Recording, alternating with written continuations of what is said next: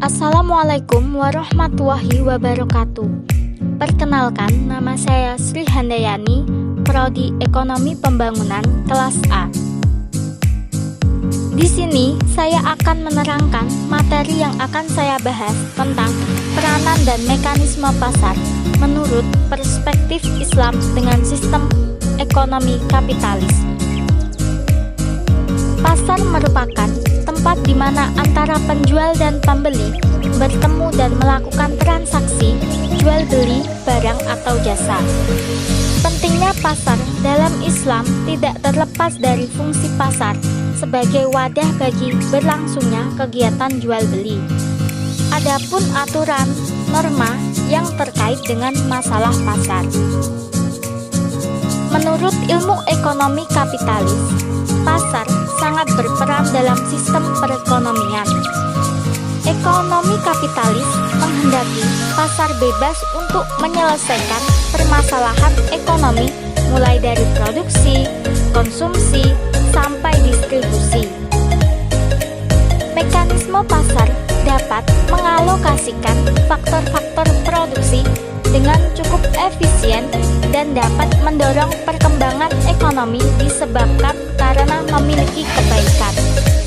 Kebaikan mekanisme pasar yaitu pasar dapat memberi informasi yang lebih tepat. Pasar memberi perangsang untuk mengembangkan kegiatan usaha. Pasar memberi perangsang untuk memperoleh keahlian modern. Pasar menggalakkan penggunaan barang dan faktor produksi secara efisien. Pasar memberikan kebebasan yang tinggi kepada masyarakat untuk melakukan kegiatan ekonomi. Menurut ekonomi kapitalis, pasar yang baik adalah pasar bebas tanpa pemerintah. Sedangkan harga dibentuk oleh kaidah supply and demand.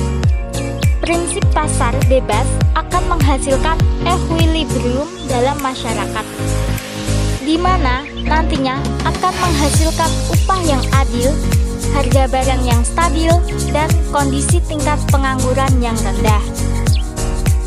Untuk itu, peranan negara dalam ekonomi sama sekali harus diminimalisir. Sebab, kalau negara turun campur bermain dalam ekonomi, hanya akan menyingkirkan sektor swasta sehingga akan mengganggu equilibrium pasar. Penghargaan Islam terhadap mekanisme pasar berdasarkan pada ketentuan Allah bahwa perniagaan harus dilakukan secara baik dengan rasa suka sama suka. An-Nisa ayat 29. Wahai orang-orang yang beriman, janganlah kamu saling memakan harta sesamamu dengan cara batil, kecuali dengan jalan perniagaan yang berlaku dengan suka sama suka di antara kamu. Dan janganlah kamu membunuh dirimu, sesungguhnya Allah Maha Penyayang kepada dirimu. Dalam kehidupan sehari-hari, sering kita menjumpai bentuk-bentuk keadilan, bahkan sampai bersumpah atas barang yang ia jual agar laku terjual dan diminati banyak orang. Dalam sebuah hadis dijelaskan yang artinya dari Qatadah Al-Ansari bahwa ia mendengar Rasulullah bersabda, "Hindarilah banyak bersumpah dalam berbisnis, karena sesungguhnya yang demikian itu bisa laku terjual karena terhapus keberkahannya." Pengertian pasar menurut ilmuwan, yaitu Abu Yusuf. Pemikiran Abu Yusuf dapat dijumpai dalam bukunya Al-Kharaj. Di dalam buku tersebut membahas tentang perpajakan, anggaran negara, dan prinsip dasar mekanisme pasar. Ia menyimpulkan bekerjanya hukum permintaan dan penawaran pasar dalam menentukan tingkat harga.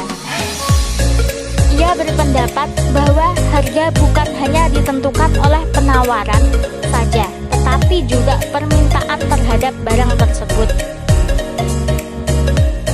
Kedua, Al-Ghazali ia membicarakan tentang barter dan permasalahannya.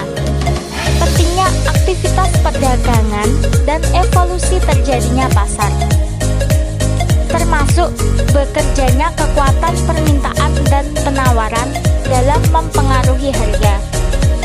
Ia berpendapat bahwa terbentuknya suatu pasar disebabkan karena secara alami manusia akan saling membutuhkan suatu barang.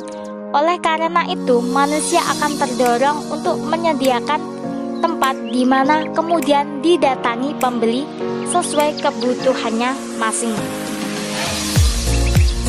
Ketiga, menurut Ibnu Taimiyah, naik turunnya harga tidak hanya diakibatkan oleh kezaliman para pedagang, tetapi juga dipengaruhi oleh permintaan dan penawaran di pasar yang sedikit. Sedangkan turunnya harga karena jumlah persediaan barang melimpah. Menurutnya, kenaikan atau penurunan jumlah persediaan barang dipengaruhi oleh dua faktor, yaitu produksi dan impor. Keempat, menurut Ibnu Khaldun mengungkapkan dalam kitabnya Al-Muqaddimah bahwa harga ditentukan oleh ketersediaan barang. Jika persediaan barang melimpah, maka harga turun. Begitu pula sebaliknya, jika persediaan barang sedikit, maka harga naik. Ibnu Khaldun berkata, penduduk suatu kota memiliki makanan lebih banyak daripada yang mereka perlukan, karena harga makanan rendah, kecuali jika nasib buruk menimpa dikarenakan kondisi cuaca yang dapat mempengaruhi persediaan makanan. Sekian yang dapat saya sampaikan. Mohon maaf bila ada salah kata. Wassalamualaikum warahmatullahi wabarakatuh.